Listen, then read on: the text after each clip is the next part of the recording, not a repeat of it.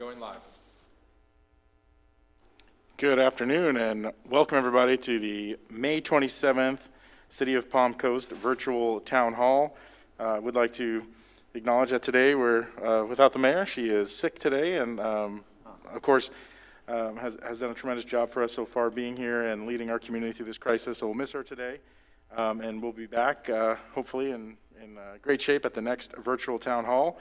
We'd also like to welcome the public, and to that point, the questions that we get continue to remain extraordinary, both in the types of questions we get, very thoughtful from our community, and also the number of questions we get. Residents remain, and the public remains very engaged in these town halls, and we're very grateful for that. And of course, a welcome and thank you once again to our guests who continue to be here every week to help present and answer questions. And so with that today, we have, of course, myself, Matt Morton, City Manager for the City of Palm Coast. We have Bob Snyder with the Flagler Department of Health. Thank you, Matt. Glad to be here. Thank you. And our Fire Chief, Jerry Forte. Good morning, Matt. And joining us by phone today, we have the Flagler Department of Health, Flagler Medical Director, Dr. Stephen Bickel. Good morning, Dr. Bickel. Good morning. Happy to be with you guys. And our Flagler County Emergency Management Director, Jonathan Lord. Good afternoon. I believe it's technically afternoon now. It is technically afternoon. So with that, we'll just go through and ask for opening statements this morning. And we'll go ahead and start with you, Bob Snyder from the Department of Health. Well, thank you, Matt. Good afternoon, everyone. Good afternoon, Palm Coast and Florida County. Okay, I just want to give a quick update on total cases. Right now, 178, and of the total cases in Flagler County, 141 are Palm Coast residents. Number of deaths have remained at 4. And just want to touch upon the positivity rate for just take the last 3 days. 302 lab test results have been received by the Department of Health of individuals tested within the last few weeks, and of the 302, only 3 tested positive. So the clear majority of folks are testing negative, and we just regard that as a real positive trend going forward. So that's a good stat to share. The 3 priorities, Matt, of the Department of Health Flagler and the 66 other health departments remains the same. Diagnostic testing, contact tracing, and our focus on nursing home and long-term care facilities. So just want to briefly touch upon each. So testing is going very well. The goal was to test 2% of the Flagler County population by May 31st. And so far, lab results have been received on 4,122 Flagler County residents, close to 4% of our county population. Drive-up testing, which you'll hear more about from Jonathan, is still occurring at the Daytona State College Palm Coast campus site, and testing occurs at the health department daily. Other testing locations, of course, include the hospital and our urgent care facilities, including our CentraCare facilities in the county. Next, contact tracing, positive case investigations, monitoring and interviewing of close contacts by our public health epidemiology staff continues to go well. As of yesterday, 100% of all these activities have been completed and are well documented. And then thirdly, nursing homes and long-term care facilities truly have been a priority since the beginning of this public health crisis. You know, we have a total of 71 congregate care facilities in Flagler. That includes 2 nursing homes, several large and small assisted living facilities, and 59 small adult homes or group homes for the developmentally disabled. All 71 of these residential homes have undergone site assessments by nurse infection prevention specialists, and they are now undergoing testing of all the residents and staff within these facilities. Princeton Village was tested yesterday, and Grand Oaks Nursing Home today. Just yesterday now, we received the lab test results for Tuscan Gardens, Brookdale, and 11 smaller assisted living facilities. This totaled 277 patients and direct care staff. I am so happy to report that all tested negative. We have 19 of the 71 county facilities left, and we should be done testing by next week. You know, this is an essential activity because the two most vulnerable groups in our community reside in our long-term care facilities, you know, including healthcare workers and the elderly with underlying conditions. So, you know, please join me in applauding the nurses and all the staff in these settings for adhering to best practices when it comes to infection control and surveillance.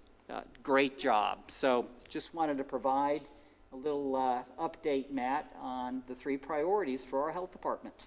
Fantastic, thank you.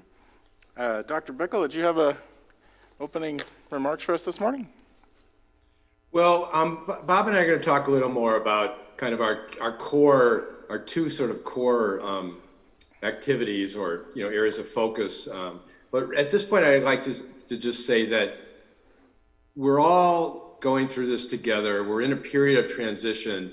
This is where things get very tricky. In a way, it's almost easier with everything locked down. You don't have to make any decisions. Now we have to start making lots of decisions about what to open up, what to keep closed, how we're doing. So our plan is to kind of assist everybody else in helping to provide some data to make informed decisions. The things we're going to be focusing on is early trend identification, and then sort of what we think are the key measures that are the least restrictive on the population as we open up, but that will still give us a good degree of control of the spread of this illness. Excellent, thank you, Dr. Bickle, and Bob, appreciate all you and Flagler Department of Health do for the county, so thank you. Chief Forte, do you have an update for us this morning? I do. We are well into 70-plus days of figuring out how to work within this new process of coronavirus and COVID-19, and looking back over the history of what we've been working on. There have been traumatic changes that were drastic culturally and socially. And there were a lot of changes that we did, not only within the fire department, but the city government itself.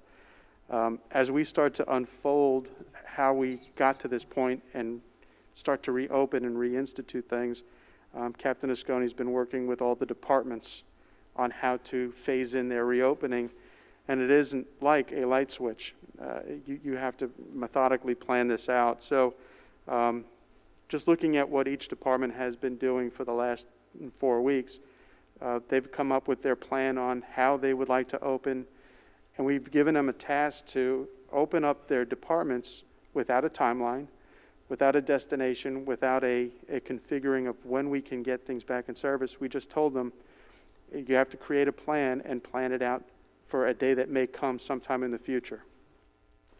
It's not an easy task, and when you're asking people to create something and they don't know when they have to do it, they just have to create the plan, it creates a lot of insecurities. I'm very happy to say that each department has been working on their plan for several weeks. They are working with that plan that was developed by the governor's task force and through the national program through CDC and the president's task force. And they are actually putting together on what their requirements are for their operation to open up. When you consider social distancing, when you open up government offices and how many people you can have in an area when you open up and the close proximity of other people, all those things have to be considered in these plans, which makes it very much more difficult.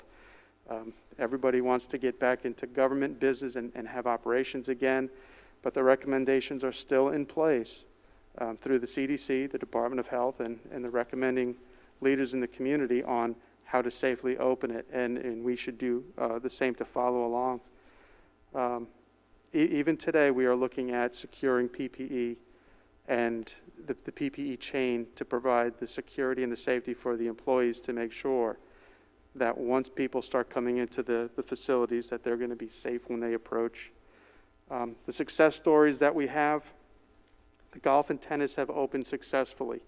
The participants understand to the fullest extent what they have to do when they arrive at the golf course or the tennis court, and how their expectation is when they get to those locations and enjoy their time out into the field. As we look to open up the public access to the city facilities or summer camps or summer programs, we want to use those success stories in the same way.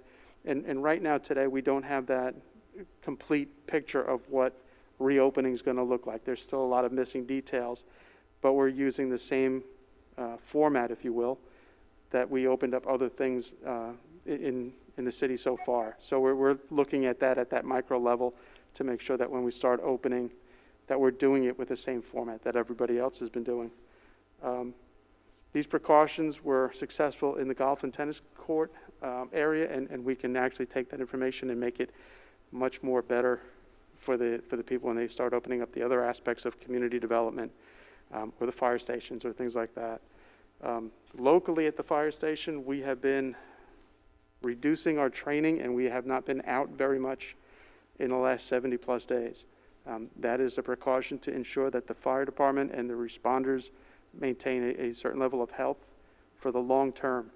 And what we are starting to do is plan out our training for the next 4 months, which will take us through the end of the year, or the fiscal year. We're considering what programs we can start to open up back to the community, and not only how to open it up, but what precautions that we have. For example, the home safety inspection. When we go into a senior's home to help them, we have to protect them from us, and we have to plan these things out. So we've been working this last week on developing the reentry into the community from the fire department aspect, besides running calls, and I know the crews are looking forward to that. Excellent. Thank you, Chief.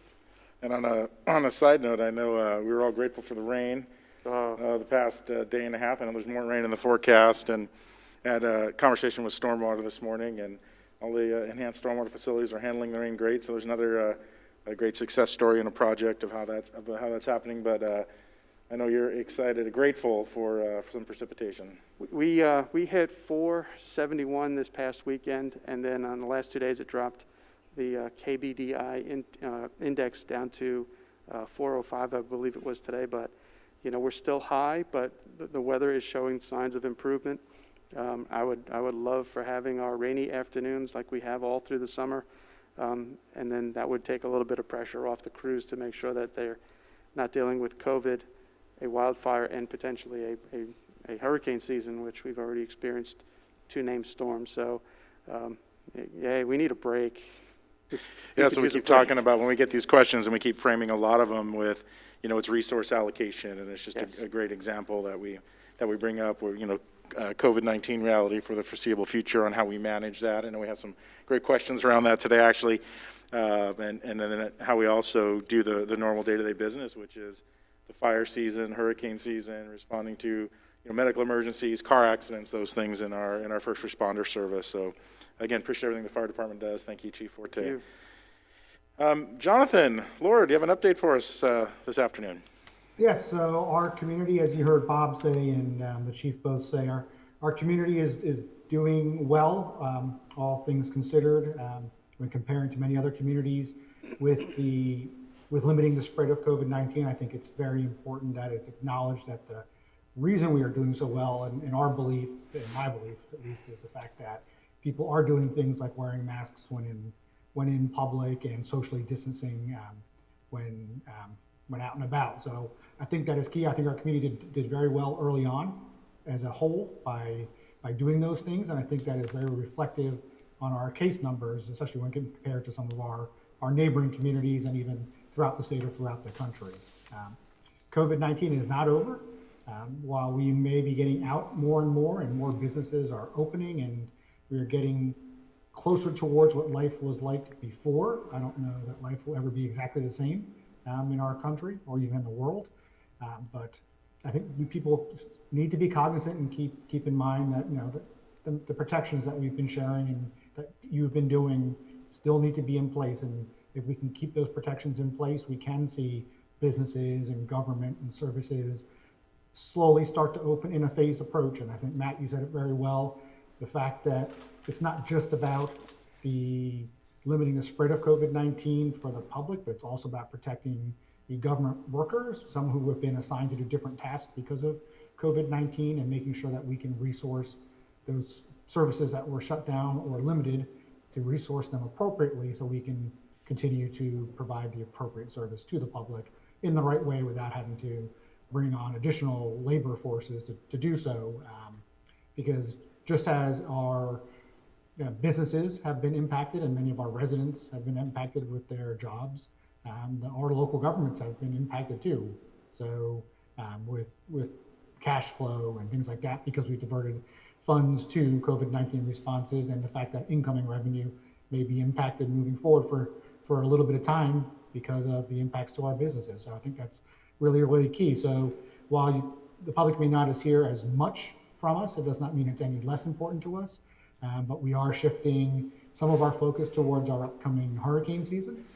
And our world is going to be a little different because of COVID-19 in hurricane season, and our shelters will function a little bit different. We are staying in the sheltering business. I know there's been talk in the news and news articles about people sheltering in hotels and stuff like that. And I believe that people have the means, should definitely do that. Our public shelters are for those who don't have the means, and we will continue to shelter within the schools with our great partners that help make that happen.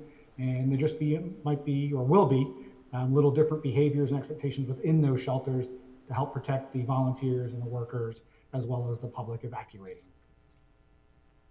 Great, thank you, Jonathan. So with that, we'll move to our questions, and again, always appreciative, and as I mentioned earlier, extraordinary questions, as usual, from our residents. We appreciate the continued level of engagement. Again, just been continuously strong. I think the last several videos have town halls between live and views after when they're posted have exceeded 25,000 views, so we know the interest and excitement remains strong in having these conversations. So again, very appreciative of that. So first question I think will be for the health department, Bob and Dr. Bickle. In terms of reopening, what surveillance measures will be in place? How will the spread of COVID-19 be contained moving forward?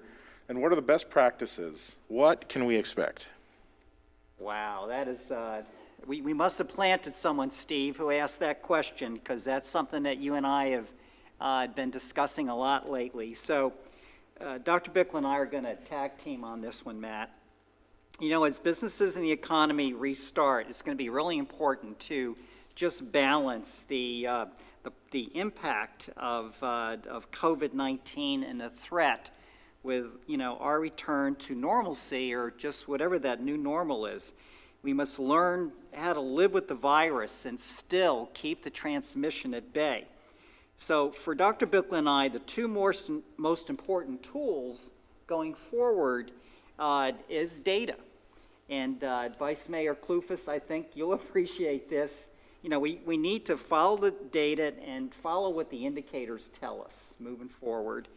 And then the strategies to mitigate the virus spread and follow up to what the data tells us. So some of the following indicators and data points that I'm going to mention, are right now being tracked by the White House, by the governor's office, for restricting, loosening up non-essential movement and services. And the most talked about gateway to opening criteria has been the 14-day positive case trend line.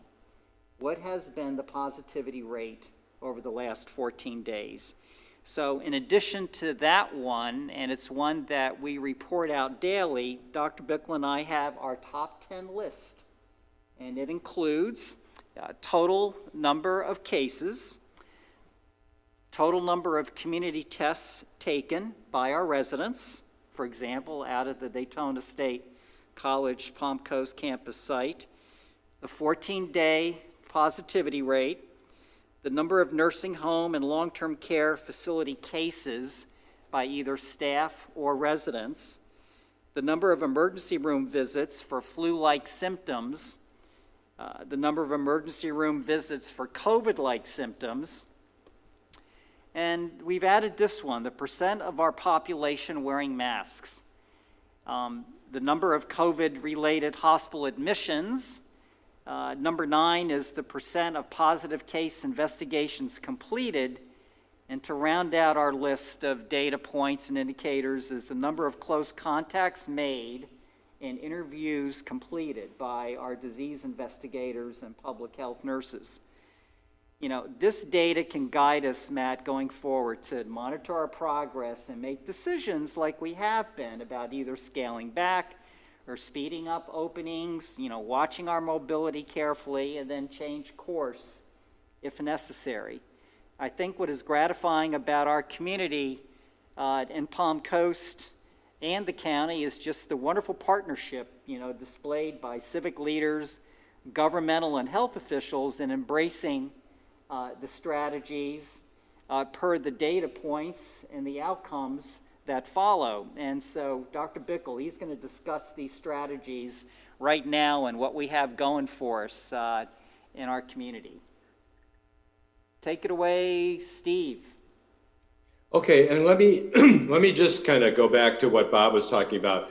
Of these surveillance measures, a number of them are actually disease trend indicators. And when you look at that, there's a certain timeline between, it's about a 5-day incubation period. So if you look at some of the data nationally, when mobility, social mobility changes and things start opening up, there's about a 10-day lag before those changes started in impacting, you know, more cases. And then from the time one person gets a case, to meaning they're symptomatic, which they usually are, to the time the next person who they gave it to gets a case, it's about 5 days. And then in that window, about 1 or 2 days before they get symptoms, they have viral loads that are measurable, so you could diagnose them with a test. And then for another 3 to 5 days after, and then the viral loads come rapidly down. So you've got about a 7-day window of getting a positive test result. And then from the time they're sick till the time they get very sick, if they're going to get that second sort of phase of this, which many people don't, but you know, the ones who end up at the hospital do, that's about a week. And then they end up in the hospital, and then they end up in ICU if everything goes bad. So we've got this sort of timeline between mobility, new cases, second wave of cases, and that we're kind of using it to look at all these indicators to see if they all fit together. When there's kind of one outlier, then we say, well, that may be an aberration. But if they're all kind of sequencing, it shows us this thing is on the move and we've got to get going. And then the second set of measures are more like our own process measures, where we're looking at how are we doing in our efforts to, you know, track this and contain it. And so that's why we're looking at percent of positive tests. If we're not testing enough, then we may have low cases, but it's because we're not getting out to all the people. If we're getting a really low case positivity rate on the test, that shows we're kind of saturating the market. We're testing just about everybody who wants to be tested, and we're getting, you know, almost all the cases.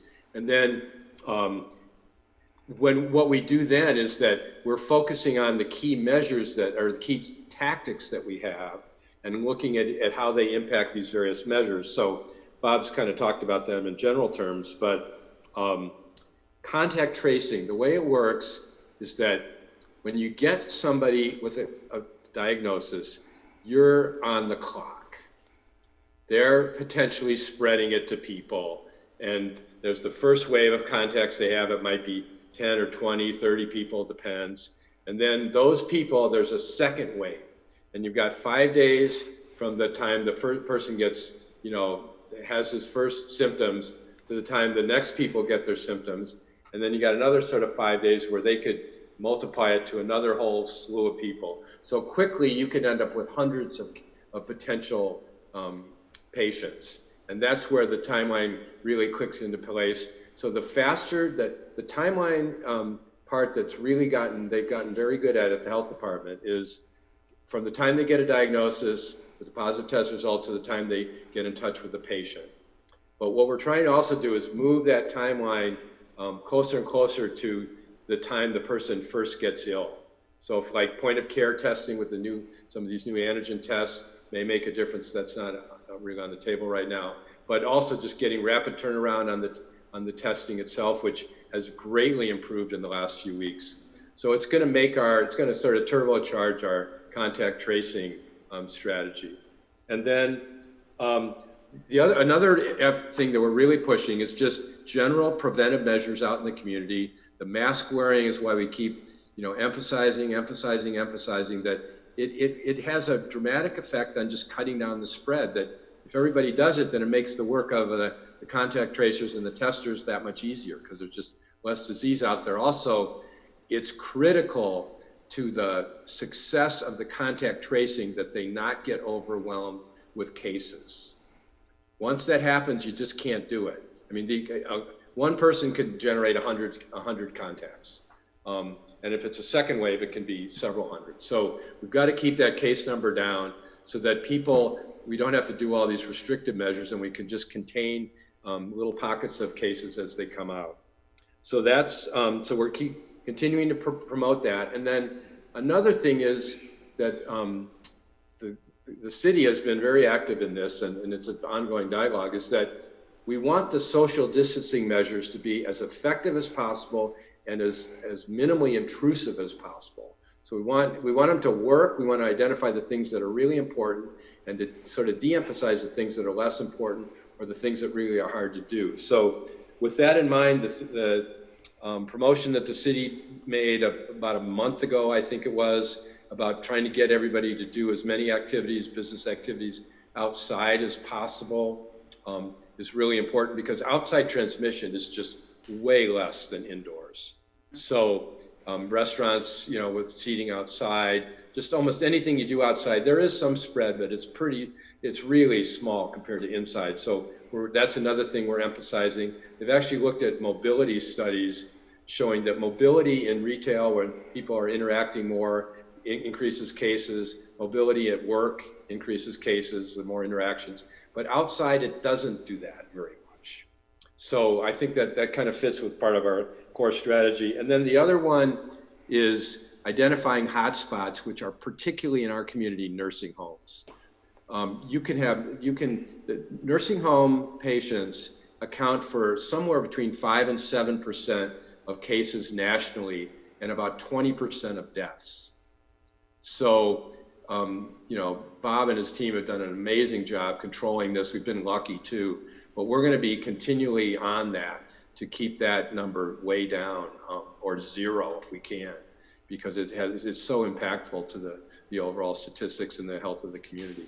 So what we're trying to do overall is just target the things that are most effective and least bothersome to people and see if we can't kind of resume our lives as much as possible, feeling safe, but having this controlled and having it contained in little isolated pockets. Fantastic. Thank you. I think sort of similar to that question, sort of tagging on, but Jonathan, maybe you can start us off with answering this one. It says, please discuss ongoing testing efforts, including locations and timelines. Why does testing continue to remain important and necessary? Do we anticipate testing changing during hurricane season? Excellent question. So starting at the top, we have testing available at multiple locations still around our county and as well as near our county. Within our county is our urgent care centers are doing testing. And for those that go to a doctor's, and so do many doctors, and those that go to doctor's office or urgent care centers, because of the Federal CARES Act, there is no copay for the testing. However, there may be a visit fee, and that's up to your insurance company and the site you're going to, urgent care center or the doctor's office. And we can't list what those all be because every insurance plan is different. So that applies to urgent care centers and doctor's offices. The health department, the Florida Health Department, and at their clinic in Bunnell is doing testing Monday through Friday by appointment, as well as we are doing Tuesday, Wednesday, and Thursday testing by appointment at the Daytona State College Palm Coast campus. So there are some options within our community right there, and neighboring to us, there are multiple healthcare systems to the north of us and to the south of us. Private healthcare systems offering testing of a variety of options, including some of the blood tube-based testing, the antibody testing that was done down in Volusia for a little while. I'm not sure if they're continuing to do that or not, as well as the two huge state-run testing sites, one up in Jacksonville at TIAA Bank Field, as well as one in Orange County at the Orlando Convention Center. Again, not as close as the other options I mentioned, but those ones you don't even need appointments to, those last two, and you can just drive up and do that. It is our intention to continue to offer community-based testing for the foreseeable future, barring an actual approaching hurricane. When we will stop that, we don't actually have a date in mind at this point in time. It is really very much for the Daytona State College site. It's going to be driven very much to do with the demand from the community. If we start seeing community demand and desire to get tested at that site, probably consistently drop below 50 a day, which we're not at anywhere near that at this point in time of that risk of happening, then we'll reevaluate the necessity to continue doing that testing. Because if we're below that, then we'll have a chat with the health department to see if their clinic can just absorb the ongoing demand. But at this point in time, the demand definitely exceeds that, and there's no expectation to stop that anytime soon. And Jonathan, I'm just going to add real quick to your comments. The criteria for testing has really loosened. It's really changed, especially for the community testing out at Daytona State College. We certainly were looking for folks that have one of the 9 to 10 symptoms for COVID-19, which has been talked about. But, if you feel like you are at risk, you've been exposed, or you want to get tested, you can. There is no reason to not get tested here in Flagler County. And Jonathan, what's the phone number that they can call again for an appointment for the Daytona State College community testing? Sure, that's 386-313-4200. Great. And Bob, if I may, since we're chatting about it, you're using the same criteria at the health department's clinic off of 100, is that correct? Yeah, we're a little bit more focused at the health department, Jonathan, at the moment on healthcare workers, first responders, and those who have more than one symptom right now. So we're kind of focused on the more serious patients and the more critical ones at the moment, but we should be loosening that up over time. Excellent.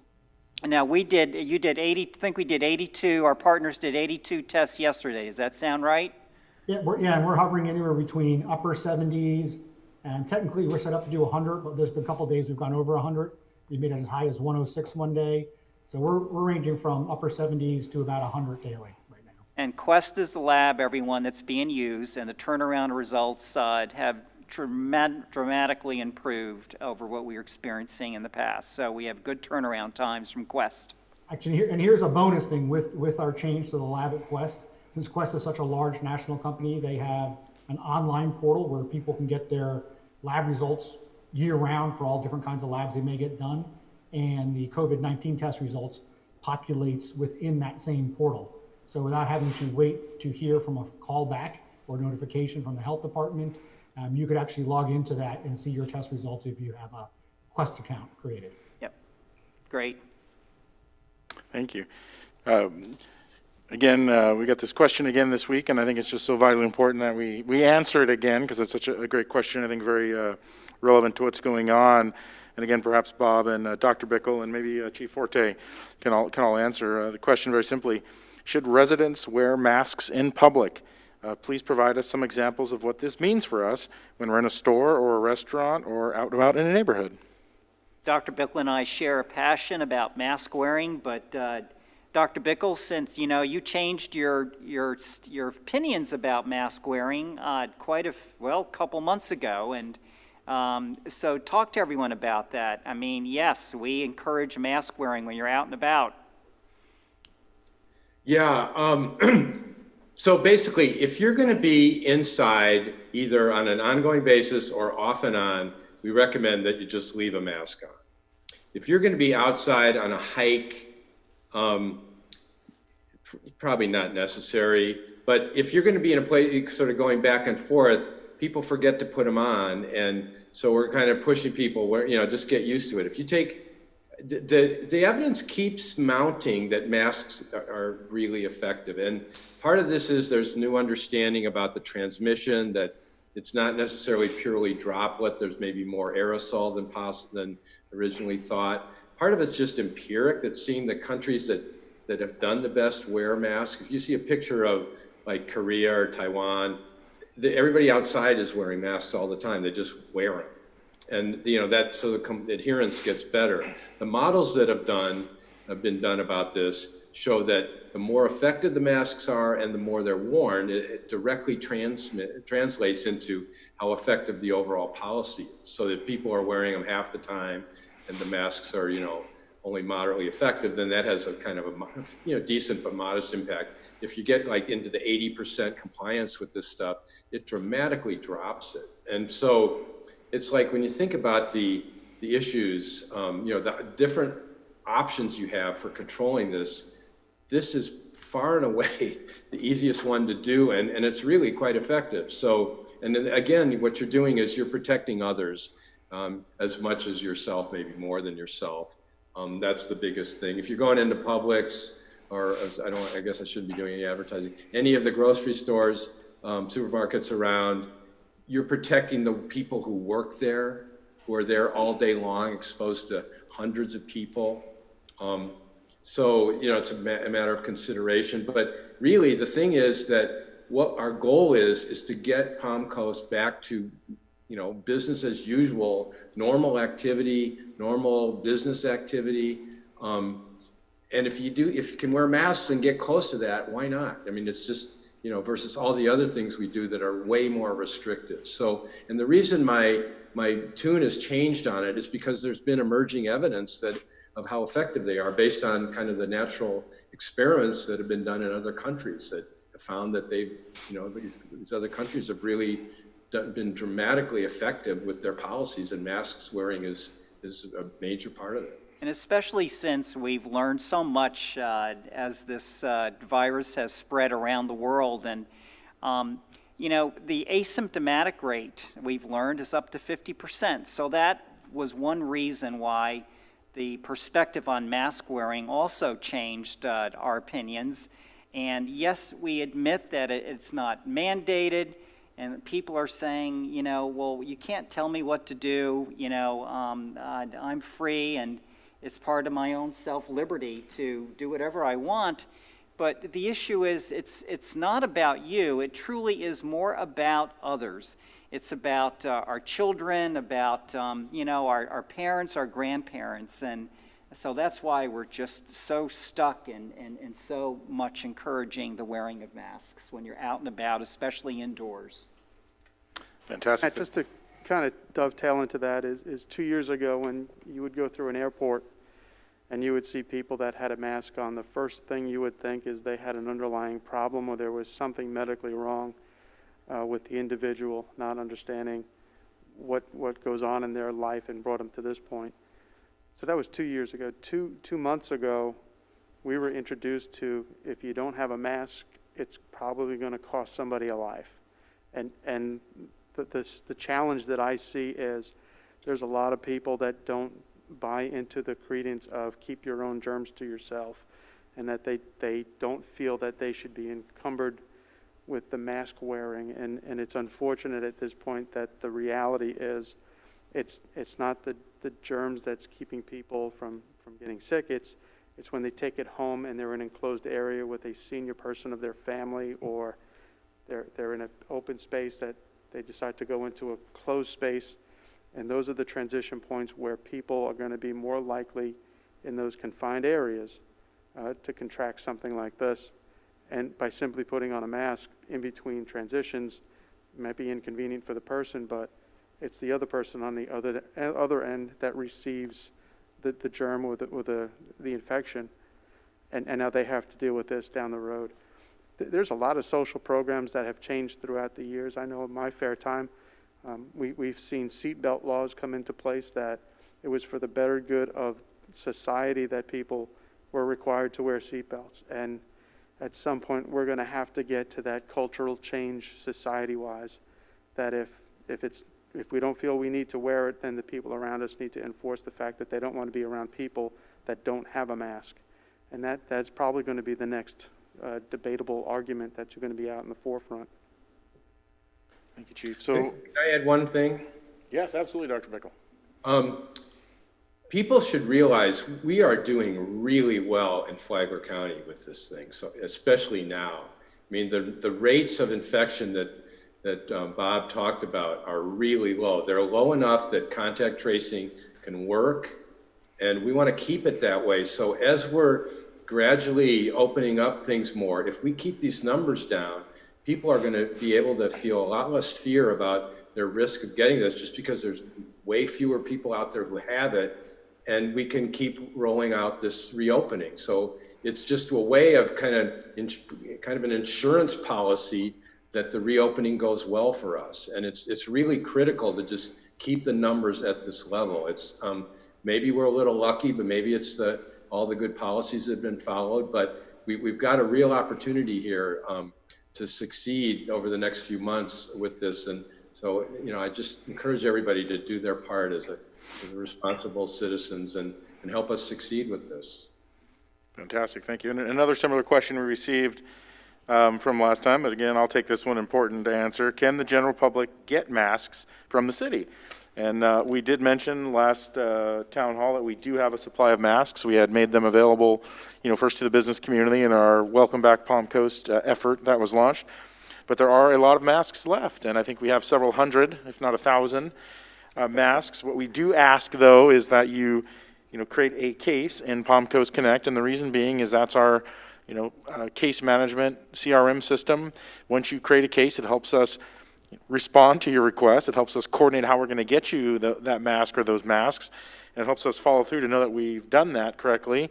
And if for some reason we are out of supply, it helps us also put you in a queue, a virtual queue, so that when more supply does come back, we can make contact and keep you informed on that status. So it really becomes, as we've had all along, a phenomenal customer engagement platform. So we ask you to go ahead and create that case and ask for masks, and our customer service rock stars, as we call them, will coordinate on how we do that and get you those masks or mask, and we'd love to continue to do that. So again, great question, and I'm grateful that the city leadership, our council did, mayor and council did procure masks for the public in limited supply, but we're very happy to be able to offer that. That's great, Matt. And we talk about masks, but it's really, it's facial coverings. That could be a piece of cloth that is made into a mask, or just a bandana or a scarf. Bob Pickering wears a scarf at the Emergency Operations Center. I know people who wear bandanas. So just anything to cover your nose and your mouth. Fantastic. Chief Forte, got a couple reopening and visitor questions, and of course anyone else on the panel today. But this one was directed for you specifically. I'm planning to visit my home in Palm Coast during the summer. I currently reside in New Jersey. Is there a mandatory quarantine, and if so, what does that entail? Well, to answer it is, if you're from New Jersey, you have to ask what exit, and I think Jonathan would know what I'm talking about that. So what exit are you from? And my wife's interpretation of New Jersey is big city, big New York looking thing, until we went up there to see our daughter and realized there's a lot of places in New Jersey that are just like Palm Coast. They have spacious spaces. They have small gathering areas.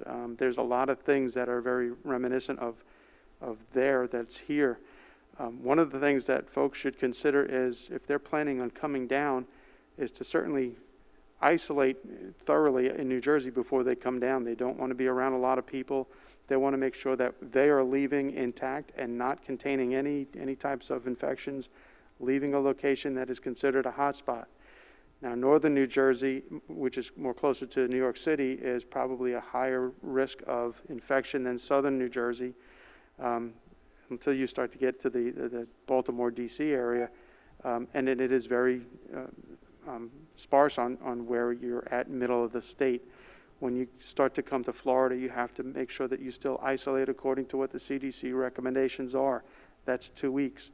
But if you isolate before you come here, like Dr. Bickle said, you're going to have 5 days. You're going to know you've got something within 5 days if you've actually got something. And if you isolate when you're down here, the recommendation today is still 14 days from the time that they arrive in the state, according to what the governor set up. Over time, if we're talking later in the summer, he might ease up on those restrictions. But as of today, we're still looking at a 2-week period to make sure that they don't have anything that they're going to spread to anyone else in Florida. Yep, and the chief, to build upon what you're saying, so specific to New York, New Jersey, Connecticut, and Louisiana, there are currently still in play the executive orders. It says, so it's not a should, it's a must. You must isolate for 14 days. And that includes you are not supposed to be going to grocery stores. It means you're supposed to be staying indoors, in the home, or if you're staying in a hotel, in the hotel room for 14 days straight if you're from one of those 4 states. Excellent. Excellent. Excuse me. Jerry, similar question, and again for the panel. My wife and I are building our home in Palm Coast. It probably won't be ready until August or September. Our plan was to sell our home in Maryland and get a short-term rental until the house is complete. Are there any exceptions being made for people who are moving to Florida and not just vacationing? This falls in a line not so much as the Airbnb or the vacation rental by owner, the VRBO. This is moving to another location and setting up residency, which is pretty much what a lot of folks want to do.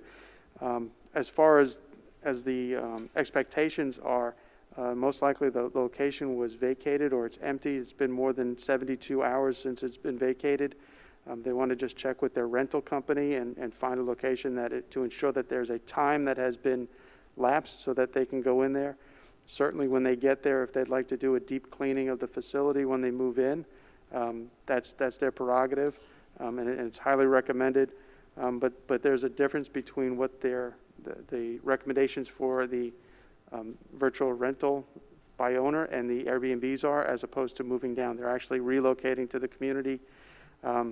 Certainly, if they're coming from an area that's in the quarantine area or the isolation area, they want to make sure that they're separated out from the community for a while to make sure that they don't impact anybody else in the area. Excellent. Another question related to reopening and with sports and youth sports. So the question was, with the governor's Let Kids Play announcement, what are the plans for youth sports, groups, camps, etc.? Chief, did you want to? Well, we're looking at that holistically, where if we're going to have camps, we still have to live by the 10-person in a group setting. So just in speaking with our Parks Department, and I'll let John talk about what happens in the county, is we're putting in plans for groups of 8 plus 2 camp leaders that are going to be with the group. So they also have to consider is what kind of activities are going to take place while they're doing the camp and the things like that. The 2 people that are going to oversee the groups have to create plans and games and activities which will promote social distancing. So when you have these groups of children in tight quarters, they have to limit the amount of space that they have between them to a minimum of 6 feet or more. And part of that is going to be part of the planning process. One thing that we're relying on is how are the recommendations coming from national groups or oversight groups that actually will study this and make the recommendations nationally. And right now we're looking for the Playground Association guidance so that they can incorporate some of the playground time into day camps and summer camps and programs like that. But right now we're still going off of what the basic social distancing requirements are and grouping of people to use it as a guide when we start doing these summer programs and camps. Yeah, I would love Jonathan to answer, but I don't want to speak on behalf of any of our partners or say that I'm making their decision. But we do, again, as we've talked about over the course of these town halls too, we do meet daily. Groups meet daily to discuss and to try to continue to meet objectives and follow the guidance. And the chief mentioned we're relying on guidance from a lot of the national leagues and associations. And I think there was a collective agreement, I would think, or at least a discussion that the earliest that we think any of us would be ready, whether it's us or the county or schools, to open these types of activities would be the 15th of June, and that again would be the earliest date. Very similar to what happened today in Orlando with the theme parks presenting their plans. We've been collecting information from various groups. We've been collecting information from health guidance. We've been collecting information from our operational divisions and our procurement divisions. And again, those we talk about those consistent sourcing lines of equipment and supplies, and redeploying our workforce back from very specific tasks they had now back to more direct operational community support. And those things are happening in earnest. There's no foot dragging, but it just is taking time to make sure, again, that we are being responsible and are respectful of this moment, again, this COVID-19 pandemic, and trying to move that forward to where we all feel comfortable as a community, and we're all safer as a community to do that. Jonathan, did you want to add something to that conversation? Yeah, and I think it's key to note that that all of the public players, like whether it's the school board or the school district, whether it's the county or the municipalities, we're doing our best to kind of walk forward together, in lockstep and barrel together, we all have similar concerns and similar issues with staffing availability and the ability to make sure that we can offer the services in a safe manner to those that would seek those camping type services. And if it's ball fields, we are waiting for, as the chief mentioned, guidance from those national associations. But in the meantime, it's not like we're frozen. We are all collectively, whether it's the school district, whether it's the county, whether it's the cities, we are asking that the sports teams or leagues that use our respective fields or courts, that they do, and when I say courts, I mean like basketball courts, that they do submit safe to play plans of how, if and when we do say they can go ahead and resume play, that they have a plan in place to how they will maintain social distancing and protect the players and or spectators. Very similar to what happened with the National Pickleball Association and Tennis Association, which allowed many of us to open up the tennis courts and pickleball courts sooner, is because those national associations provided guidance that the local groups then basically just replicated. So we're sort of waiting on the same thing from the softball, baseball, basketball association type players. Lacrosse, I think, is another one that I'd be remiss in mentioning. So those groups we know that all those groups nationally are working on that kind of guidance, and then the local teams either develop their own or just mimic that national guidance and submit it to the owner of the field to get their blessing once the owners of the fields are comfortable with moving forward. Right, and again, as we all mentioned, very grateful that we're having those ongoing partnership calls, and we're sharing all that information. If we get a plan from a group, we're sharing it with our agency partners across the county, and vice versa, it's happening, and so a tremendous level of coordination and support. As Jonathan said, all moving together. I think it's been great, and I think it has a lot of momentum behind it.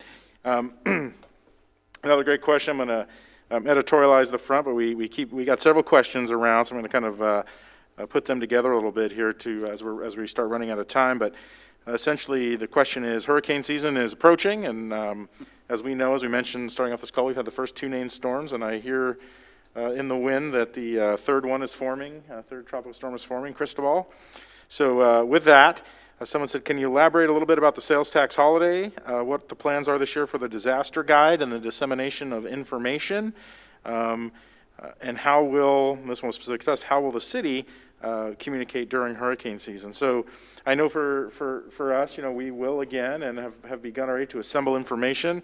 Our virtual town hall has remained a single source. We call it the single source of information, single source of truth for the city. We will continue to update our virtual town hall and Palm Coast Connect with relevant information. We're talking about putting the disaster guide there digitally this year. I know people have come to see the firemen out at the different grocery stores in town, handing that guide out, and it's always popular engagement and timely and relevant information. So we're going to make sure by using our virtual town hall that we get that information out to the community. But I think Jonathan, probably that second half of that question belongs to you. Yes, so sales tax holiday. So one of the things we always recommend is that people have a disaster kit ready for any disaster. Historically, Floridians have hurricane kits, and at the end of the hurricane season, they get rid of all the goodies or eat the stuff, the food. We recommend is you have a year-round disaster kit, whether it's hurricanes, wildfires, tornadoes, whatever the heck it is. And the exciting thing is in Florida, about every 4 out of every 5 years, the state legislature and the governor sign off on a sales tax-free week or weekend, depending on the year. This year is one of those. So May 29th through June 4th, you'll be able to save on your sales tax for disaster supplies. And I will quickly run through a list of some of those big key items. Reusable ice packs, batteries, coolers, ice chests, portable generators. That's a big one. There's a lot of sales tax saved on those. Flashlights, lanterns, candles, kerosene containers, not barbecues themselves though. Tarps, anchoring systems, tie-down kits, bungee cords, ratchet straps, radios, whether it's AM, FM radios or two-way radios or weather radios. And then certain things that are always exempt are bottled water, non-perishable foods, first aid kits, prescriptions, baby foods, and hygiene products. They're typically tax exempt anyway. So for those bigger ticket items, starting the 29th through the 4th is the best time to buy them. And most importantly, out of all this stuff, is buy them locally. Buy them in your stores here within Flagler County to help support our local businesses and help at the same time prepare yourself and your household for disasters. Excellent, thank you. So with just a few minutes left, these always go by so quick. Bob and Dr. Bickle, any closing remarks for us today? Thank you, Matt, for having us. This has been a wonderful experience and opportunity on a weekly basis. We appreciate it. You know, I just want to, just Dr. Bickle's remark about, you know, the fact that when we look at these indicators, our top 10, and I look at them now and know the answers to each of the data points, and we are doing well as a community. And we just are so grateful for that, and we want to thank you. It's the residents, it's the people who live in Palm Coast and Flagler County that are making this happen. That is why our numbers are looking more positive than in other communities, and so we want to keep it that way. And so that's why we talk about strategies like mask wearing, because we truly believe that there's going to be a strong connection between taking action like that and keeping our numbers where they need to be and where we want them to remain, so that the spread of this disease here locally is kept at a minimum. And so that we have, you know, no more deaths here in Flagler County, and that we just keep those positive cases at the very, very low end. Excellent. Dr. Bickle? Yeah, I think, you know, going forward, we you know, embrace the idea we're in a partnership together. We're going to be sharing our strategies with the group, talking about our trends, so we can kind of go through this together. We're going to be doing some fine tuning, try to be responsive to, you know, and the trends change, we want to change, but also there's some changing information about transmission of the virus, and we want to help adapt policies. So I'll just kind of invite people to, if they have any questions about these issues, the strategies, the trends, indicators we're using, bring them up next week. We'd like people to understand these as well as they can, so they're kind of buy into what we're doing here as a group. Outstanding, thank you. Jonathan? Sorry, I think just, again, it's kind of redundant, but, you know, doing the simple things that we have all been doing as a community of staying the 6 feet away from others, and when you can't, making sure you have a mask on. And it's made a difference. If you heard Bob say it and Dr. Bickle say it, something has made a difference in our community. And I want to say that's a big part of it, is our community's willingness to abide by doing that. Don't give up on it. Expect that it's part of our normal life for the foreseeable future. Hurricane season is coming. Your partners at the county and the city and health department and everyone else, so many other partners are involved, are prepared, and we're prepared to deal with how do we do evacuations and sheltering in a COVID-19 world. So please rest assured we will do everything possible to protect you, and stay tuned. We have more information on hurricane season coming up over the next couple of weeks. Thank you, Jonathan. Chief Forte? Well, just in closing, and changing gears a little bit, we're looking at the wildfire season is underway right now. We are still in that, despite the rain that we've just had and hurricane around the corner. It's very important that you have multiple days of your medications on hand in case you've got to go. If you've got a wildfire, you've got 5 to 10 minutes to grab whatever you can and leave, whether it's your medication, personal photos, or your important papers about your home, insurance, life insurance, things like that. With a hurricane, you've got a little bit more forewarning, but making sure that today you've got all your paperwork in order and your medications where they need to be, because you don't want to be out in a area of refuge or any kind of a place of sanctuary and not have your medication with you. Thank you.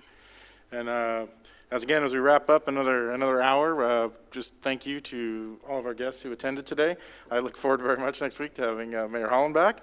Thank you again to the community for tuning in and for the continued engagement. Please keep the questions coming in, and we will see you all next week for next edition of the virtual town hall. Thank you.